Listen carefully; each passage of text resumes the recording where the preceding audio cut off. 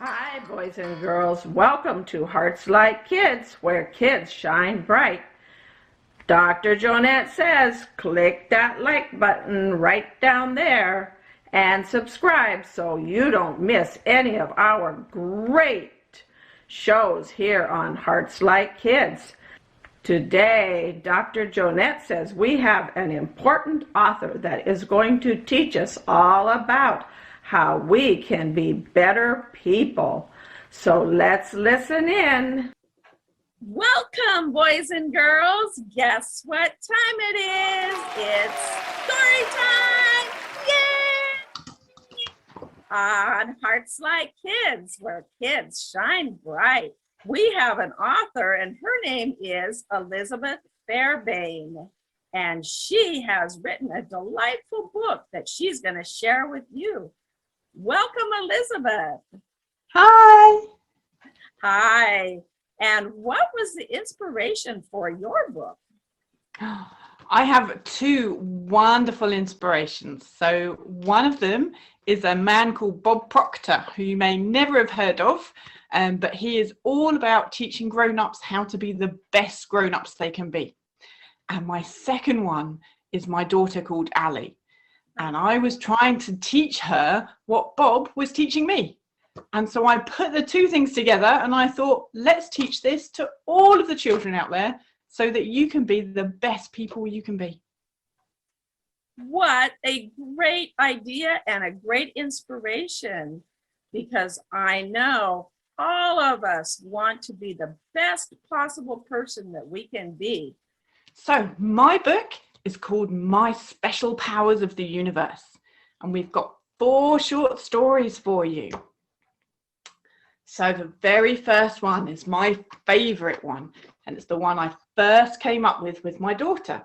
And it's called The Power of Belief. So it was spring, and Daisy was looking forward to creating a wonderful garden next to her house. This was the first time she'd worked on her garden, so she went to the garden centre to get some advice and seeds. She chose some wonderful seeds that would grow yummy fruits and vegetables, and some beautiful flowers that would make people smile. She wasn't sure her effort would work, so she only bought half of what she needed. The helpful shopkeeper warned her, "Make sure you sow good seeds everywhere. Soil doesn't choose flowers over weeds, it grows what you sow. And if you sow nothing, the weeds will grow in its space." Daisy didn't think this was right. If she did nothing to half of the garden, she thought it would just stay empty. Back in her garden, she tended to the soil. She sowed the seeds. She sang to the growing seedlings. She told them how wonderful they looked and how good they were going to taste. And as time passed, she beheld a beautiful garden that made her smile and feel healthy and happy. But Daisy neglected the other half. With no positivity and no attention, weeds took hold of the garden. And Daisy saw this and she felt sad. The shopkeeper had been right. And what was worse, the weeds started to work their way into the loved part. The weeds often seemed stronger than the flowers, and the flowers needed a lot more attention to grow and be healthier than the weeds. Daisy had 2 choices. She could give in to the weeds, or make the effort to remove the weeds, take away the negative roots, and replace them with flowers. It wasn't easy. It took work every day. But Daisy knew it was worth it, and she was happy and healthy every day and brought love and smiles to everyone around her. So this story is all about the power of belief. Your subconscious mind, the mind that's there when you're sleeping, that grows what you sow. So feed it positive thoughts every day. One of those really good ones to say is, "I am safe, I am loved, I can be anything I want to be. What a great story. I like that. And that affirmation is wonderful. Thank I you. can't wait to hear the next story. So next we have 2 naughty frogs. And this is all about the power of persistence. One day, Flippy and Fred found themselves in a baker's kitchen. The baker had gone home for the day, and the little frogs were having a look around to see what they could see.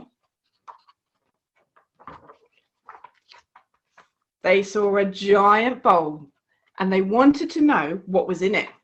So they hopped up on the edge, but frogs aren't designed to balance on bowl edges, and the next thing they knew, they went splish splosh and fell straight into the bowl that was half full of milk.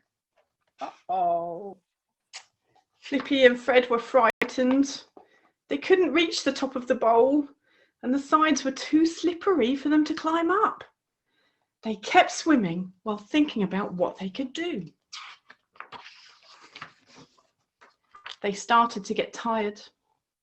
Fred said, "There isn't anything I can do. I'm really tired. I'm going to stop swimming."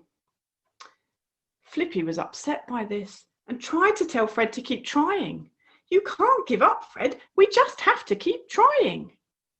But Fred stopped swimming, rolled onto his back and closed his eyes.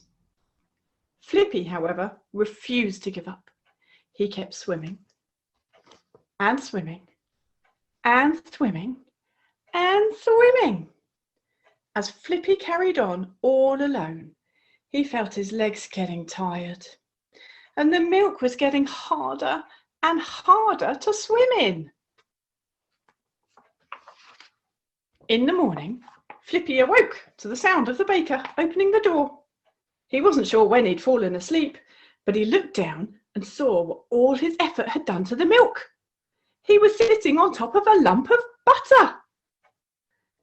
He shook Fred awake, and they quickly hopped to the edge of the bowl and out of the window. My goodness, he turned the milk into butter. So he turned was the a milk into churn. butter. Yeah. So you keep going, you keep trying, and you persist. And when things are tough, just put one foot in front of the other and keep going. No one gets anywhere standing still. And if you want to try and improve your persistence, if you feel like you want to get better at that and get better with that power, here's something you can say to yourself every day. I can achieve anything when I keep trying. I get up each time I fall. I get stronger every day. That is a great lesson. Wow!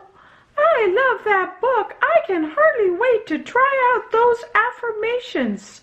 I hope that you are able to get this book, boys and girls, and you can get your moms and dads to teach you and have you learn these affirmations, because Dr. Jonette says they will help us be better people.